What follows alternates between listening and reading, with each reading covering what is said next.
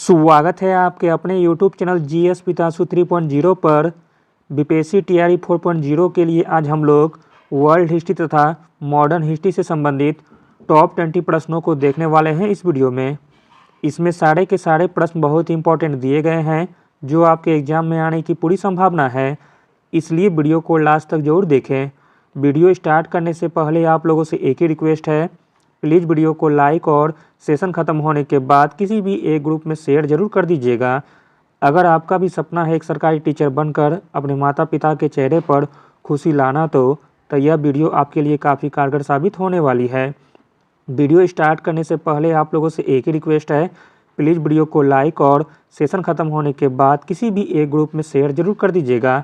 चलिए शुरू करते हैं और आप लोग भी सोचिएगा अपना आंसर क्या हो सकता है। पहला प्रश्न है, महात्मा गांधी पहली बार किस वर्ष भारतीय राष्ट्रीय कांग्रेस के मंच पर आए थे? महात्मा गांधी पहली बार भारतीय राष्ट्रीय कांग्रेस के मंच पर आए थे कलकत्ता अधिवेशन 1901 में।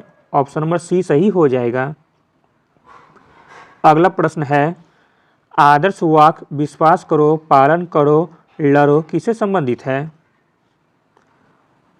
आदर्श वाक्य विश्वास करो, पालन करो, लड़ो संबंधित है फांसीवाद से। Option number A. अगला प्रश्न देखते हैं, इंपॉर्टेंट है। कॉटन जिन का आविष्कार किसने किया था? कॉटन जिन का आविष्कार किया गया था एली व्हिटनी के द्वारा। Option number C. अगला प्रश्न देखते हैं, प्रथम विश्व युद्ध में रूस और जर्मनी के बीच युद्ध डैश के साथ समाप्त हो गया था, वो कौन सी संधि है आपको बताना है। प्रथम विश्व युद्ध में रूस और जर्मनी के बीच युद्ध ब्रेस्ट लिटोवस की संधि के साथ समाप्त हो गया था। Option number C. अगला प्रश्न देखते हैं, इंपॉर्टेंट है। निम्नलिखित में से किसने प्रथम विश्व युद्ध के बाद राष्ट्र संगठित करने का प्रस्ताव प्रस्तुत किया था? प्रश्न इंपॉर्टेंट है। प्रथम विश्व युद्ध के बाद राष्ट्र संगठित करने का प्रस्ताव प्रस्तुत किया गया था वुड्रो विल्सन के द्वारा। Option number A. अगला प्रश्न है, निम्नलिखित में से कौन सी भावना फ्रांसीसी क्रांति से संबंधित नहीं है? जो भावना फ्रांसीसी क्रांति से संबंधित नहीं है वह है मार्क्सवाद। Option number C. जबकि आधुनिक राष्ट्रवाद, राष्ट्र की संप्रभुता, यह दोनों भावनाएं फ्रांसीसी क्रांति से संबंधित हैं। अगला प्रश्न देखते हैं, इंपॉर्टेंट है। राष्ट्रवाद की पहली स्पष्ट अभिव्यक्ति निम्नलिखित में से किस क्रांति के साथ हुई है? राष्ट्रवाद की पहली स्पष्ट अभिव्यक्ति फ्रांसीसी क्रांति के साथ हुई है। Option number C. फ्रांसीसी क्रांति 1789 में हुई थी। अगला प्रश्न देखते हैं, इंपॉर्टेंट है। चीनी क्रांति द्वारा किस राजवंश का अंत कर दिया गया था? चीनी क्रांति के द्वारा मांचू राजवंश का अंत कर दिया गया था। Option number A. अगला प्रश्न देखते हैं, इंपॉर्टेंट है। सविनय अवज्ञा आंदोलन में भाग लेने वाली प्रथम महिला कौन थी? सविनय अवज्ञा आंदोलन में भाग लेने वाली प्रथम महिला थी Sarojini Naidu. Option number A. अगला प्रश्न है, कौन अवध के कृषक आंदोलन का नेता था? अवध के कृषक आंदोलन का नेता था Baba Ramchandra. Option number A. Karachi Congress अधिवेशन 1931 की अध्यक्षता किसने की थी? प्रश्न इंपॉर्टेंट है और कई बार पूछा गया है एग्जाम में। कराची कांग्रेस अधिवेशन 1931 की अध्यक्षता की गई थी सरदार वल्लभ भाई पटेल के द्वारा। Option number A. अगला प्रश्न है, नेपोलियन संहिता जो कि नागरिक संहिता के रूप में जाना जाता है डैश वर्ष में आया था? तो दोस्तों नेपोलियन संहिता आया था 1804 में। Option number A. अगला प्रश्न है, पागलपंथियों का नेता कौन था?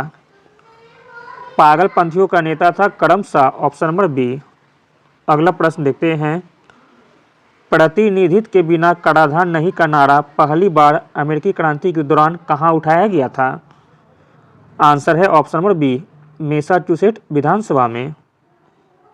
अगला प्रश्न है, किसने भारतीय स्वतंत्रता संग्राम के दौरान लाठी क्लब की स्थापना की थी? भारतीय स्वतंत्रता संग्राम के दौरान लाठी क्लब की स्थापना की गई थी? बाल गंगाधर तिलक के द्वारा, ऑप्शन नंबर ए।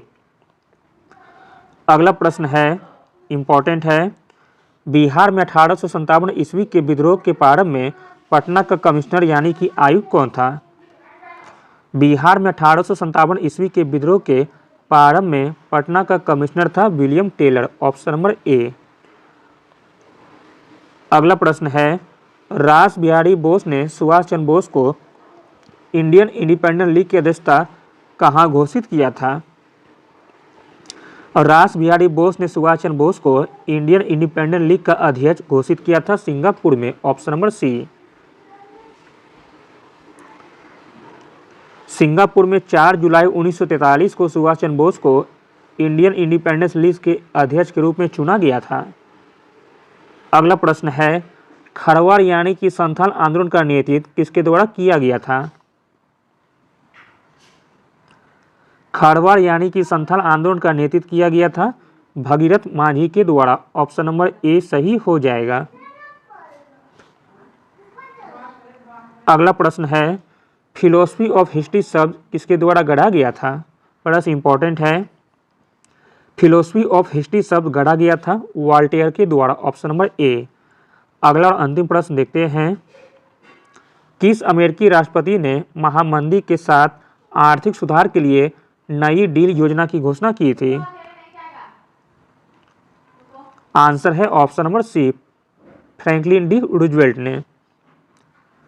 फ्रैंकलिन डी रूजवेल्ट अमेरिकी राष्ट्रपति ने महामंदी के साथ आर्थिक सुधार के लिए नई डील की घोषणा की थी।